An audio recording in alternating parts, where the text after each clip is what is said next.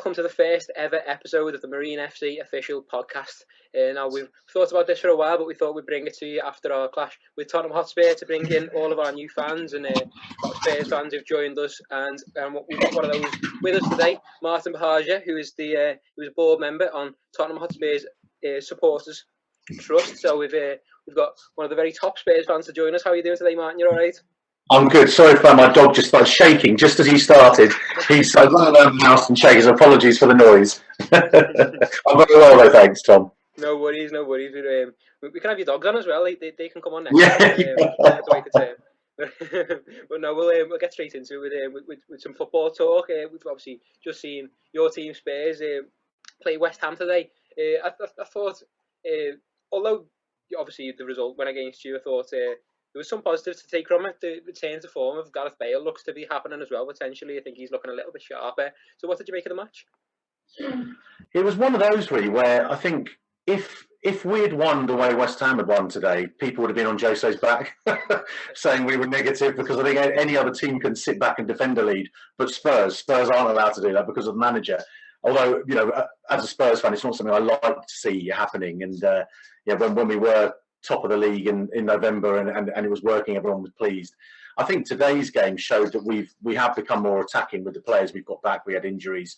You can see, I think Bale and Dele had two probably the best performances of the season in the week, and then continued that today. So today was frustrating because we hit the post twice. We had so many chances, and I think on any other day we probably would have drawn, or at least drawn, and probably would have nicked it. But it's just one of those things. I think when your luck's down, these games go against you. These things go against you. But it's also, you're looking at the league table. We've got that game in hand, and our next three games now. We've had City, we've had Liverpool twice, we've had West Ham away, we've had Chelsea.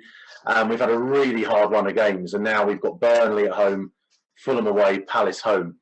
And you think, no disrespect to those clubs, and obviously anyone can beat anyone in this league, as we're seeing this season. So there are no easy games, but there are games that you think if we could get 9 points or 7 points from those, it could turn our season around. And I think we saw glimpses today that we might be on the way back in terms of our attacking football. Like you say, I thought we played really well second half. Defensive mistakes, thanks dogs. Defensive mistakes again just seem to be costing us. Two mistakes today cost us both goals, and it seems to be something we just can't stop happening.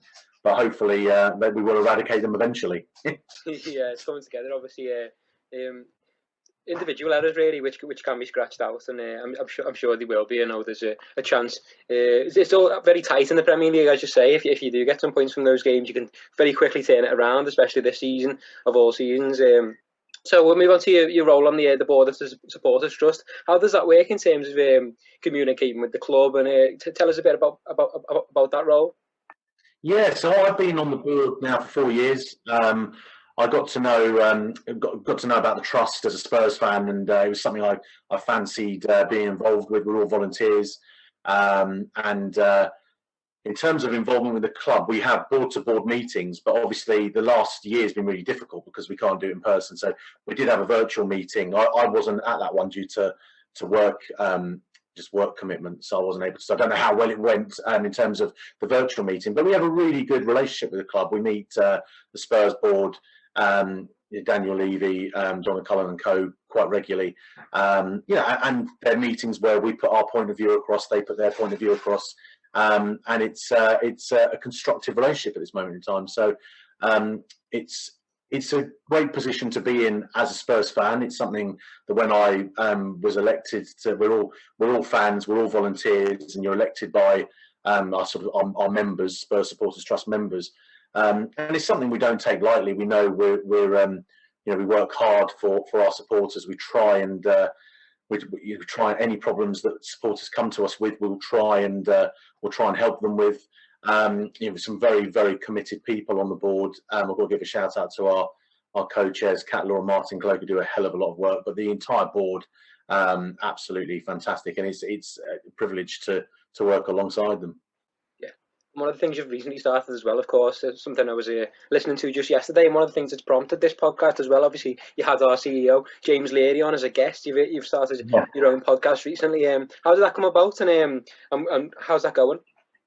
Yeah, so we decided in lockdown we were trying to look at ways that we could communicate with our members more or more effectively. And one of the ideas we had was to do a podcast. So we do it like this on Teams. And we were thinking, do we wait till lockdown's over? And we're thinking, well, why? We've got the technology. We've all got. If you'd asked me a year ago to arrange a meeting on Teams, I wouldn't have had a clue how to do it. I'd looked at you and I'll just ring you, you know. So it's something we've all become much better at, I suppose, you know, in the day job. So we set up a meeting. We record them. We try and record them on a Wednesday evening if Spurs aren't playing, or a Thursday evening, depending on when the games are. And there's four of us: Rachel Martin, Anthulia Kilios, and Rob White, who are all Spurs board members, Spurs Supporters Trust board members, with myself. And it was just a way we were looking at the bulletins and the click rates of the bulletins and the web hits, and we were thinking, is there a way that we can also communicate with our members in a better way? You know, some people we know love the emailed newsletters. Some people like to download podcasts and put it on a stereo and walk around the house listening to it. Some people like to watch it on YouTube or put it in their car when they're driving home from work and listen to it. So we just set that up, and I think we've recorded 6 or 7 now, and we've had a really good reception. We started them just before Christmas. We had a really good reception from our members, which was great. And with James, we just thought, well, absolutely, we had such a good relationship with your board and your football club.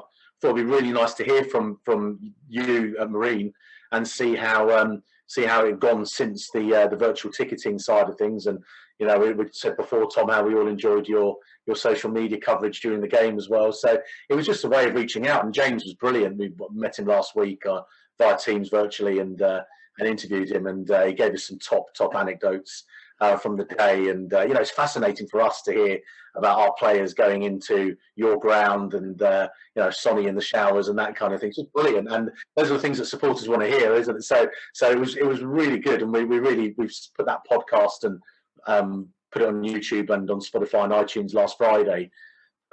Excuse me. So it's out there now, and it's getting a really good. Most people seem to be saying it's a brilliant listen, so we're really pleased with how it's gone. And thanks to James for joining us. Yeah, no worries at all. I'm sure he said it was a pleasure, definitely, and it was great to hear some of those anecdotes as well, as you say. Son in the showers. For anyone who didn't hear that, it was Niall Cummins, our captain, walked into the showers because this plan for Spurs. Obviously, they were getting changed in our function room, so they didn't have any access to showers, so they were planning to get back on the coach before getting the shower and then wait until they get back to the hotel. And Son decided he was the only one. I don't think he got on the pitch, did he? But he decided he was going to get a shower. Gonna have one anyway. Yeah, he's going to have one anyway, which is a bit of a risk in our stadium. So he decided to get a shower, and he didn't realise how cold it'd be. So I think Niall Cummins walked into a half-naked Son, screaming about how freezing the showers were, which was fantastic. And the game the day in general was full of anecdotes like that. And now I heard that Ben Davis was asked during the game by our photographer and historian Barry Lanson and Susan Nugent. And they said, "Are you enjoying playing the game while he was playing it?" And he said, "I'm loving being back here. It's proper football again." So it's great. So I know they were brilliant. So all the stuff with the dossier that the coaches gave us, that they prepared on Marine, like they prepared for a proper game. It was just a massive occasion. We're obviously still all buzzing off it, and obviously we're going to make the most of that opportunity as well, of having that great relationship with you as well, and all the new followers we've got, and it's just wonderful. And it's hopefully a relationship that'll continue forever in our history, because it was probably the biggest game in our history. So I'm sure that'll continue, and all the support you gave us, of course, and the virtual tickets campaign, which was massively driven by Spurs fans. The majority of people who bought tickets were Spurs fans, and we managed to sell 32,202, which is absolutely incredible. So that was a massive campaign. But no, coming back to the Supporters Trust, tell us about some of your recent campaigns in terms of what you're trying to do at the moment, because I know you do some important things in terms of there's one at the moment, Cycle on New Spurs, which you just had to postpone due to COVID. So what's it like? Tell us about some of these campaigns and what the effect of COVID is having on them, I suppose. Yeah, a Cycle on New Spurs is something that Kevin Fitzgerald, who does a lot of our charity work, started in support of Prostate Cancer UK, and we've got a number of football supporters cycle from the UK to Amsterdam. And we've had Les Ferdinand joining us. I've always said to Kevin, I'm going to try and get fit and join him, and then I don't do it. But obviously, given where we are at the moment with COVID, it's difficult to do it at the moment. But as soon as we can, we'll all be back on it. I mean, I'm just sort of looking through at some of the information that we've got on it. We've raised a total of the annual football to Amsterdam ride in 2013 with just 25 participants, raised a total of £30,000. In a 7 year since, it's gone to sort of 400 football fans, all go to the Ajax Arena, raised I think sort of £500,000 a year. I think it's something ridiculous, achieving a 7 year total of around about £2 million to fund research. So it's something really close to us. And we've looking at the names, we've had Viv Anderson, Terry Butcher, Paul Parker, Les Ferdinand, Luther Bliss. It's some really big, football names. If you're an 80s and 90s guy like me with football, you'll know those names. And one of the reasons I wanted to, and I've not done it, is just the thought of cycling from London to Amsterdam with someone like Terry Butcher or Les Ferdinand and just having a chat with them would just be amazing, wouldn't it? So it's a great thing for the people involved to be able to do, but it's the money that we've made. And during COVID, we've done a lot with, for example, when the pay-per-view football first came out, when we campaigned, or football supporters generally and trusts pushed for for matches not to be broadcast via pay-per-view. So one of the things we were asking our fans is to rather than pay £15 through Sky or BT, to donate that money to your local food bank during COVID. And again, the feedback and the response to that was overwhelming. It was something that we all wanted to do. And given some of our games at the time, in terms of excitement value, it's probably money well spent actually going to a food bank and supporting them rather than watching the game, because some of our games at that point were pretty boring anyway. So I'd have felt pretty hard done by if I'd spent £15 on a 0-0, whatever was going on. It was, but I think, jokes aside, it was all about us trying to do the right thing for charity and doing the right thing for the area. And Anthula, who's one of our board members, does a podcast with us. She's a nurse at the NHS. I know I work in the comms team for the Police Federation, so I know the demands that have been put on police officers during these times. So it's a way of trying to give back to the community as well. And food banks, with what Marcus Rashford had done, it just seemed to be the right choice and the right way to go. So we're trying to do things like that. Going back years, we've campaigned for the reduction of away tickets for away fans. You had games that you go to away games in London, you go to Arsenal or Chelsea, and it was like £59. So we were pushing on this sort of 20s plenty for away football tickets to be brought down to a level, and we succeeded in that. So it's so we've had some really good achievements, and we're really pleased with the work we do. We don't get complacent. There's always more to do, but it's all about supporting our community, supporting our supporters, our members. And holding the club to account when we need to. That's what we're there to do. No, that's fantastic. That's some great work. And from a non-league perspective, it was funny seeing some of those pay-per-view the campaign from Sky and BT. I think even the viewing figures. I think for the last one, it was a Super Sunday game. I think it was something like Fulham against West Brom, something like that. It had a total of 8 people paid for it. So it was. Which is crazy, but that was ditched pretty soon after it came in, and due to wonderful work like yourselves have done, of course. So I mentioned the members of the Supporters Trust. How can people get involved if there are any Spurs fans listening who are at this moment? Yeah, if they go to our website, thstofficial.com, and you can become a member. You can become a full member and pay. You can become an affiliated member, so you can be. There are memberships that are free. We've got concessions. So for senior citizens and children, you don't pay as much, or you can just become a member and not pay. But obviously, anyone that does become a full member has voting rights, so they can vote in the. We just had our AGM, and I was elected back to the board, so people can become members again. Can become members and play a part in that voting. Have a role with any votes that we carry out, but also they can stand for election as well eventually. So we've just welcomed Stephen Cavalier, who's just joined us last week. He was a member and he stood for election, was voted on. So it's just a way for supporters to get more involved. That's what I did. I became a Spurs Supporters Trust member. it was something that I wanted to do. I've got 3 kids, and at the time I was going with one of them.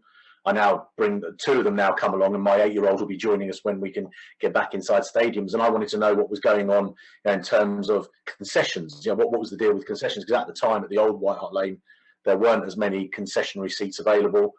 So if I couldn't get in the family stand with my son, I had to pay full price elsewhere in the ground, which I didn't think was fair for a 7-year-old. You don't want to pay 60 quid for a 7-year-old to have to stand up on their seat, So that's why I got involved. Really, I just thought it was unfair, and it's something I wanted to raise. So it's something that I looked at with other board members. It's something we talked to the club about when we were setting when they were agreeing the concessionary rates within the new stadium. And it's nice to be involved with people, like I said, with other board members at the Supporters Trust who have that real knowledge. Some of them have been on the board for like 7 or 8 years, and they've got incredible knowledge in terms of ticketing and the conversations that we need to have with the club, where we should ask for concessions, where we shouldn't, and we've got a new a sort of young. Right, we used to just have members, so you'd have a membership. If you weren't a season ticket holder, so my son would be a member or a junior member or an adult member. Now we've got a young adults membership in the middle. So if you're 16, you don't have to pay full price. There's a gap to get there. So it's things like that I think that, and that's not my work. That's down to other board members, Kat in particular, who fought for those things. And it's just there's some good results, and that's why I say everybody will have their own priorities as a football fan. So some people will come and say, actually, the beers are rubbish. We want to get another beer in, or the food's rubbish, or this is, or I don't like my seat, or I don't like this, or I don't like that.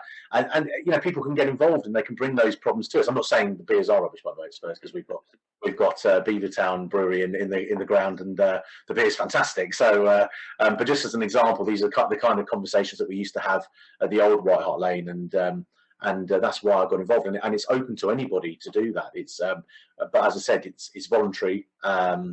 Some people do like to make out that we get something. We don't get anything. we don't get anything. I think people have used to say when we had these board-to-board meetings that we were only going to the club for Daniel Levy's biscuits. So we don't even get biscuits. Sometimes we do. If Mr. Levy's watching, he can add some nice biscuits. No, they do. They have a few drinks and some nuts or whatever else. But it's there is also. You're probably the same as me, Tom, in that when you work in communications, you grow quite a thick skin to any sort of criticism you get on social media. But you do get some people who want to have a dig at some members of our board, and it's just not nice, because you see the work that people do and it's voluntary and they're doing it off their own back. It can be a little bit disappointing, but mainly on the whole, it's just a really positive thing to do. It's a voluntary job, and I really like it. I really like being involved in the trust. It's really important work, as you said. All the campaigns that you've done, it's really important stuff, and obviously doing it out of your own time is really respectable as well. But if Daniel Levy were listening, what biscuits would you ask him for at the board meeting? I don't know. I'm a bog standard dark chocolate digestive guy. I don't need anything flash. I think the biggest conversations the biggest biscuit led conversation or row we have in this house is when my wife, we get the milk chocolate ones, because the kids prefer the milk chocolate. I'm a dark chocolate guy, so so a couple of dark chocolate digestives, that'll make my day. But if he wants to keep those pennies to get a right back and a couple of centre backs in, I'm fine with that as well. Sacrifice the biscuits for a right back, I'm sure. That's brilliant. You mentioned how long you've been a Spurs fan for as well. So I was going to ask you, what is you mentioned some legends of the game there. So what is your best experience being a Spurs fan so far? I mean, I love supporting the club, because and I guess because I'm 44 now, and I've seen incredible highs and incredible lows, so I probably don't get as down about. I'm so frustrated with today's result. But I also know that you can win 2 or 3 games and you can bump back up. But I think as you get older as well, I'm trying to say to my kids, that they weren't around in the 90s, which was really difficult for us. But then we won a trophy in 91 and we won a trophy in 99. But in the middle, it was just really bad. But I think my highlight has to be 91, because we'd finished 3rd in 89-90, and we'd probably had the best team I could remember at that point in 87, when Clive Allen scored 49 goals and we got to the FA Cup final and lost to Coventry. We missed out on the league. We missed out on the League Cup. We should have won something. We didn't. And 89-90 came along. We thought we were going to challenge.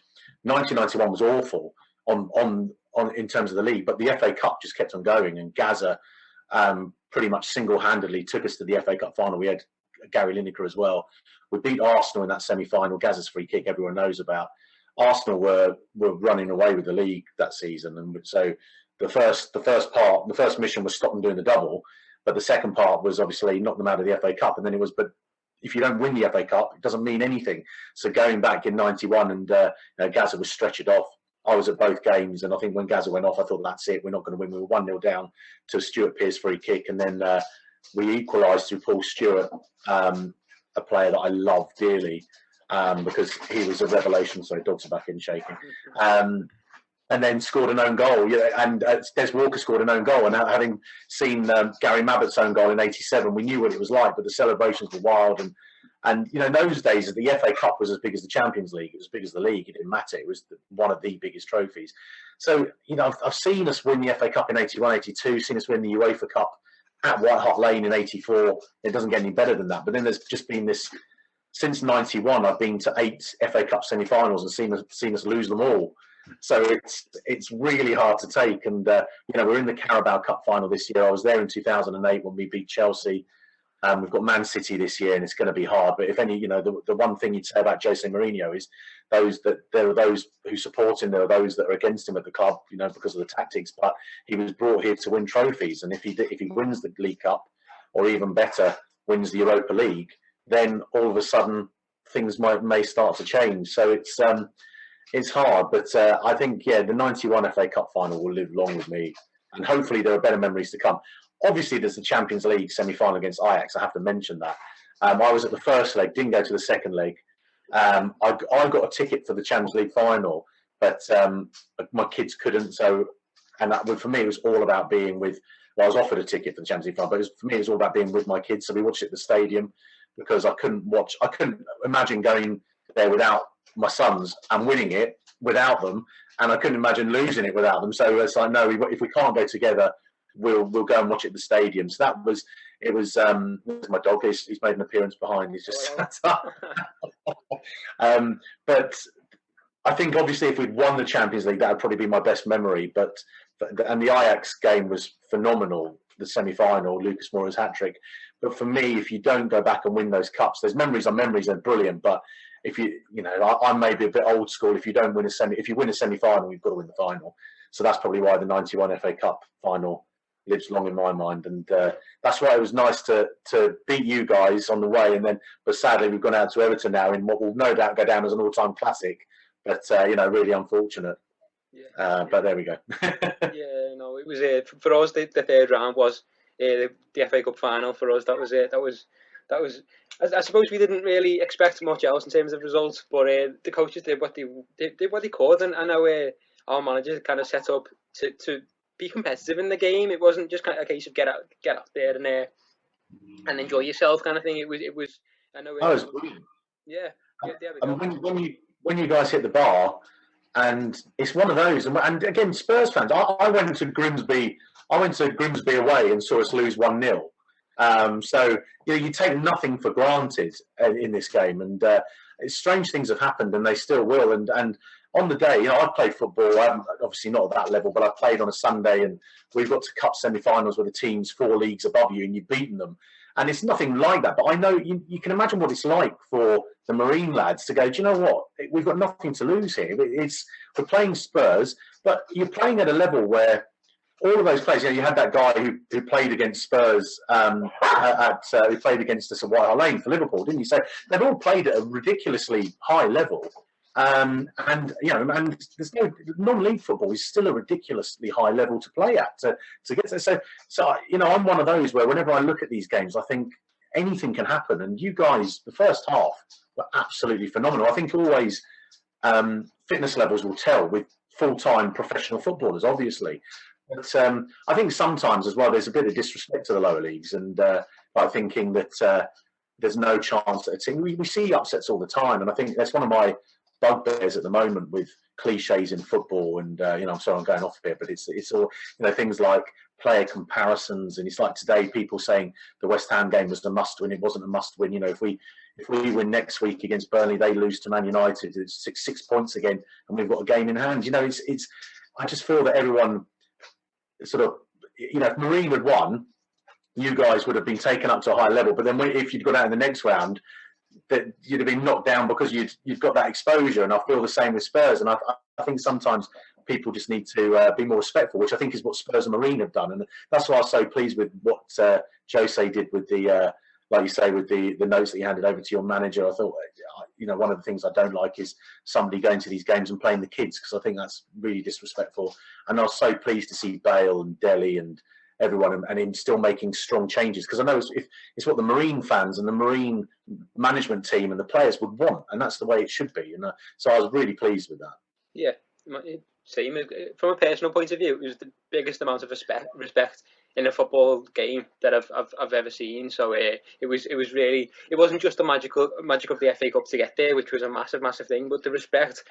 Obviously, Jordan, and after the game, with Tottenham as well, have donated a full set of shirts, because they couldn't swap shirts due to COVID restrictions. So they brought a full set of shirts to give to our players and manager as well, which was fantastic. But no, the respect even leading up to the game, as we said, with the virtual tickets campaign, was absolutely phenomenal, and something that will live with our club forever. So it was absolutely fantastic. But to take you back to the when we first drew Tottenham Hotspur in the it seems surreal to say it, really, for an 8th-tier club to draw Tottenham. I know I was sat there myself at home on the laptop, ready to get the graphic ready. I was going through all the teams, thinking, we could get Accrington Stanley, we could it was I had no idea that we were going to draw a club of Tottenham Hotspur's stature. And you were obviously top of the league at the time as well, top of the Premier League. You can't really get any higher. So it was absolutely amazing. It went mad, and Marine and Mourinho tweet went mad as well.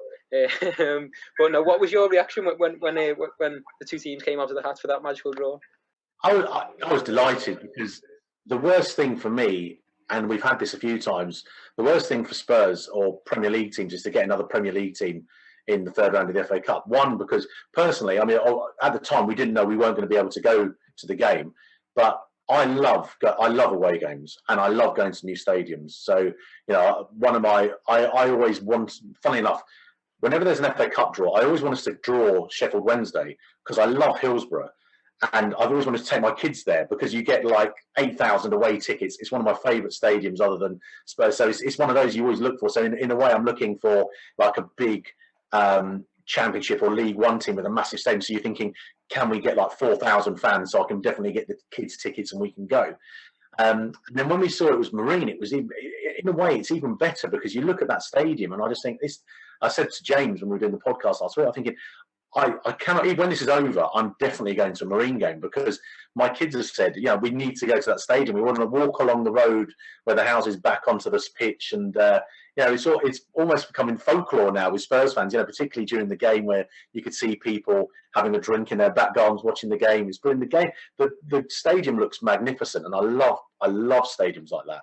So when we got Marine, I Googled Marine to see what the stadium was like, and I was pleasantly surprised that, right, okay, it's sort of 3,000 capacity, I think it is, isn't it? So that's better than most non-league teams. You take a fair few up there. And I'm messaging, my mates are messaging me, do you think we'll be able to go? And I'm like, well, do you know what, if this is over, we'll try and go up and see if we can get some tickets, even if blah blah blah, the usual stuff. So we were really excited, and it's just one of those games. And then the stories start coming out about the people who work at Sainsbury's, and the guy who played for Liverpool, and all these other stories. And you think it's just what the FA Cup's all about.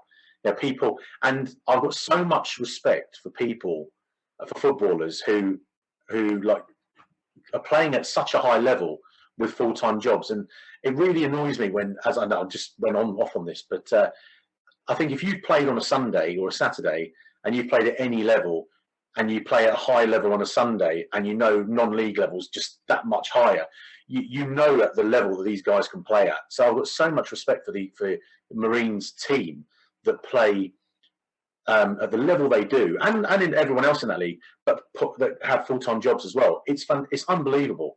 And for them to compete the way they did, to get to the third round of the FA Cup, to compete with us the way they did, knocking out the teams that you did on the way, just phenomenal. I mean, my son plays on a Saturday and a Sunday, and he's 16 and he's still dreaming of being a footballer, and it's one of those things. And I said to him, keep yourself fit, keep going, because you just want to play at the highest level that you possibly can. And it's the same with your guys. And funny enough, I entered the raffle because I was hoping if I win the to be the manager for the day or for a pre-season friendly, then I'll bring my son Luke on in like the 70th minute or whatever. I'll have him down as a sub and I'll bring him on. So it's things like, but joking aside, it's just phenomenal. So I was over the moon with the draw. Just really, really good. Yeah. And it was a great game. Brilliant. It was a great game, obviously, as you said. And I'm not sure how it worked, to be honest, with the be a manager for a game in pre-season. I'm not sure whether you have to use our squad or whether you can include anyone who you can choose out of. Whether you can select people out of other people who've bought virtual tickets as well, because that'd be a decent five-a-side team. You've got the likes of Gary Lineker, Ian Wright, you could get Alan Shearer on there. I'll tell you what, Tom. I manage my son's, so he's under 18s now. I run my son's under 18s team. I live in Luton in Bedfordshire, called the Luton Borough Dragons. So if they ever fancy if you need a last minute pre-season friendly, let me know and I'll bring the lads up for a game. I'm sure we've got loads of requests. It'd be a big beating, I think. You'd absolutely hammer us. Oh no, it's great the respect that you have for the club as well. It was what a journey it was as well. I think it would beat this season 5 higher league opposition teams, which is absolutely phenomenal. What a journey! And we played as many games in the FA Cup as we've played in the league so far this season, because the league's been on and off, and that was quite a big thing as well in terms of the game. We didn't have any games really before it. We had a couple. The league was back on for 2 games, then came off again, and we had to play a lot of friendlies to keep fit and things like that, and we had to work on our contacts for people to come to Marine and just keep our players fit, because a lot of them were on furlough as well. When it was only when we drew Tottenham and we knew we were playing against an elite club that we knew the players would be able to train together. Otherwise, they were going to have to be on furlough and they wouldn't be able to train together. So it was very unstable time, but it worked out really, really well in the end. And what a day it was, as you've said. Now, one of the other things as well, which one of the main points I enjoyed personally, was doing the social media coverage, and that's one of the things you mentioned as well. And obviously you're head of comms at the Police Federation as well. So and I saw your tweet actually at the time. There was a load of Spurs fans giving us a lot of praise for the social media coverage, and yours was one of the top ones on there. I was like, that's high praise. So I was buzzing with that. What did you make of it? I thought it was. I thought the coverage was superb. What I liked about it, I think sometimes in comms you have to get into the mindset of the atmosphere and what's going on. And I thought, you, Tom, and the social media guy, or whoever was, I know it was mainly you, but got in, played the part. The fact we were all amazed by this FA Cup third round game being played at a stadium where the ball could go into number 49's garden or whatever it was, and obviously you could see that from the BBC, the coverage. They kept on showing the people having a drink in the back gardens. The guy had the cutout of Jurgen Klopp, and I think what you did brilliantly was you got the tone spot on. Your coverage was exactly what Spurs fans wanted, because we couldn't be there. So the best thing, if you can't be there, the best thing is to watch it on TV, but to know what's going on behind the scenes, i.e., what's happening now, that ball's gone over the fence.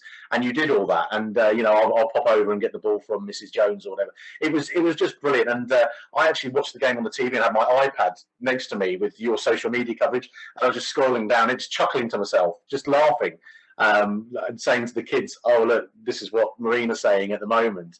And it was also because I think because we're in lockdown and we can't be there, and it's such a big occasion. It's not just a big occasion for Marine; it's a big occasion for Spurs as well. Because when it's your club and you see the club coming in on the coach and all the fans outside the stadium, it gives you a really warm feeling. Your fans were, your local Crosby locals were clapping our boys off the bus, and there was this fantastic mutual respect between the fans, and like you said, the virtual tickets and the way Spurs fans reacted to that, the wonderful words from your chairman, calling us like the best fans in the world and things like that. So it just gave everybody a warm feeling inside. It was just nice. So you're trying to get as much information as you can from it, and you did that, and it was just brilliant. It was superb. In terms of my job, I'm at the Police Federation, and it's it's a busy place to be. It's so yes, I'm head of comms there, and we've got a sort of media team, we've got an internal comms team, we've got a digital team. So we do similar to you. We look after, excuse me, our social media accounts. We've got 130,000 members. So every police force in the country has a police federation branch. So there are 43 branches, and I'm at HQ in Surrey.